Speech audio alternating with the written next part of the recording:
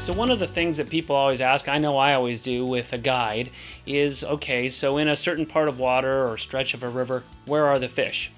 Well, I was with Brian Flint on the Lower Sacramento River, and we were on his drift boat and going down, and I looked at a section of water and I said, okay, Brian, or at least in the river itself, where are places that we should avoid? Where are the fish not?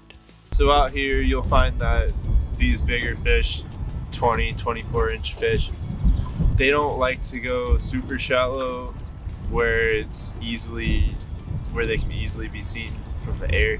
There are a lot of ospreys and eagles out here, and you gotta think, steelhead fishing, any larger trout fishing, there's gonna be times where those fish are gonna avoid certain water because they're too easily seen. A lot of times people think, where are the fish? And you gotta think, where aren't the fish? Because then you can spend a lot less time on those areas and more time on the areas that matter. Really shallow banks, shallow water banks where there's no white water to give the trout cover, where there's no significant structure. Definitely want to look quickly at those items. You're going to see the fish either rising, or you're going to see the actual fish, and it'd be more of a sight fishing thing than it would be, okay, let me spend some time here and try to prospect a trout, because typically they won't hang out there. Other types of areas to avoid can be extremely shallow tailouts where you would only sight fish. And this is for like prospecting. If you don't see a fish there, just skip it and keep fishing somewhere else.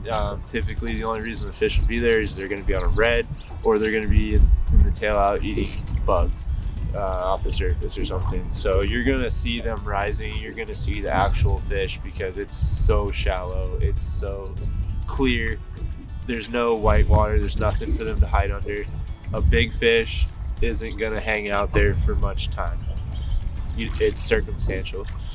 So stuff like that, midday, bright sun, you can avoid spots like that and just kind of know that those fish are going to be in there in the evenings or the mornings. Other areas to avoid fishing are extreme currents.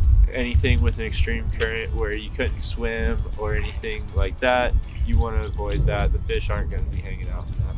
Just shoot us a call, text, or email, and we'll put you in touch with Brian Flint. He can guide on the Sacramento River, McCloud, Pitt River, up here in Northern California waters.